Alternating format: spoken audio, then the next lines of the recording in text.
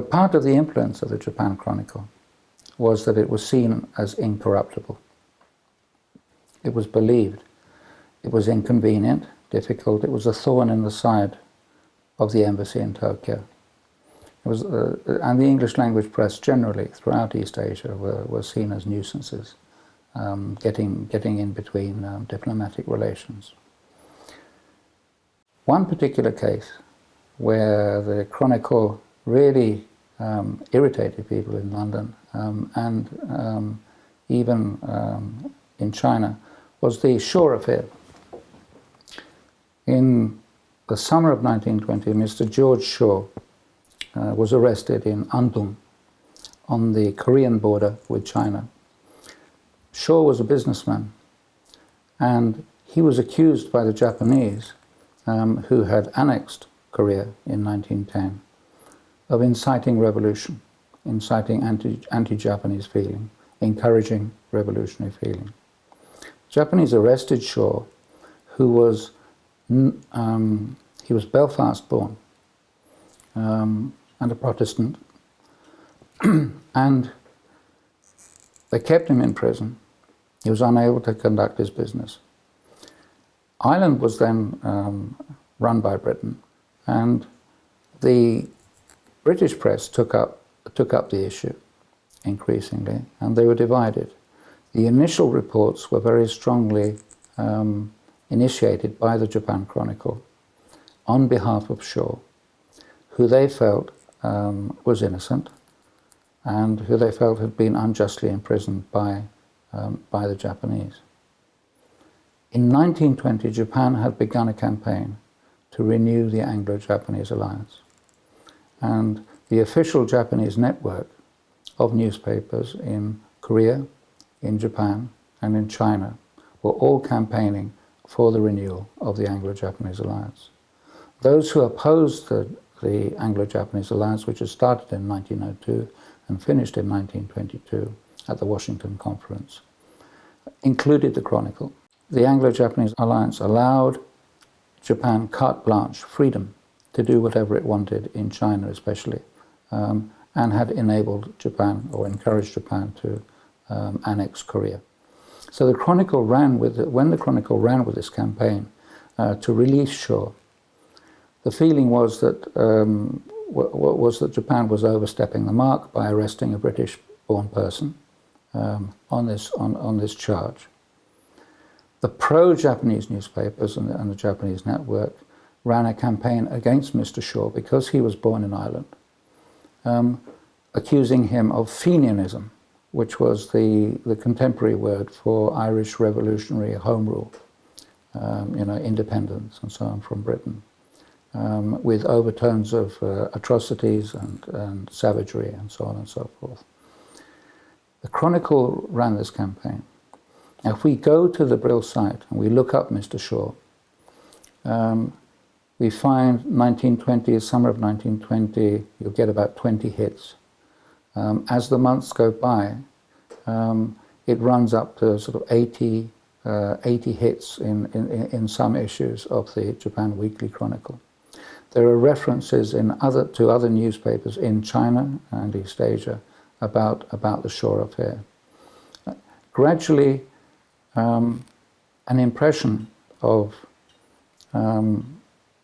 a negative impression of Japan is conveyed by these reports, which echoed previous Chronicle reports against Japanese control of Korea. Reports of the Korea Daily News, the Bethel affair, and other things. Now, this is simply a subnote to the campaign to renew the Anglo-Japanese Alliance and its abrogation in 1922 at the Washington Conference. You can't say that it was a cause. You can't not say that it was a cause. If you go into the official documents, you might find the Shaw affair referred to, but you'd have to actually read the Chronicle to find mention of Mr. Shaw's arrest, and to find consistent reports and updates. He was eventually released, of Shaw's innocence, of the campaign against him, of Western newspapers reading the Chronicle and taking up the cry, of the Shaw affair being raised in the House of Commons, of the shore affair being referred to by American congressmen visiting Korea, and generally speaking of a negative connotation to Japanese control of Korea. And you'd have to go into the Japan Chronicle and be reading it, browsing it, and because it is so readable, and because it is so interesting and so well written, and because they so consistently followed up stories, then you'd come across this story and you'd see it repeated. You might not notice it the first time you read it on the Brill primary sources online, but you might notice it the second time you read it, and then you'd get interested. Newspapers are essentially like a daily soap opera or a weekly soap opera. You find a story, you read about it, and then you have the follow-up. The advantage with reading about it in the pages of the Chronicle is that you are right in there.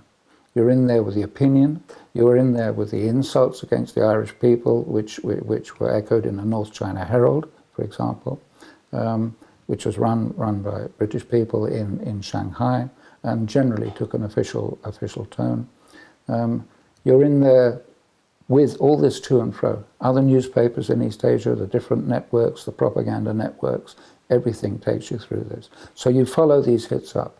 You're still left with as much confusion as any historian. You're still going to have to synthesize this. But you would take an interest, you would become absorbed in this, and you would then have even more factors to try to work out with the central research question would be, what were the causes of the abrogation of the Anglo-Japanese Alliance? Now, at the same time as this, you have the rise in American power, and you have the weakening of British power in East Asia, despite the building of the plans to build the fortress at Singapore. The Washington Conference of 1921 to 22 was a conference about naval limitation. America was coming up, Japan was coming up, Britain couldn't afford it. It's the same old story.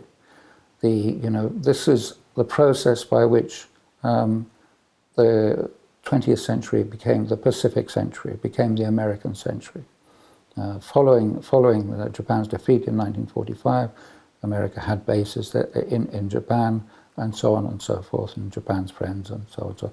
But the key thing here is you have so many contributory factors towards this movement. So you have the global movement, the change of power, the Atlantic world, you have the British world, which the Japan Chronicle represents, and you have the Anglo-Japanese Alliance being abrogated, changed to a 9-power treaty, where Japan's special relationship with Britain is considerably diluted. And that is why a small event like the Shore Affair would lead you into the bigger event of the Anglo-Japanese Alliance.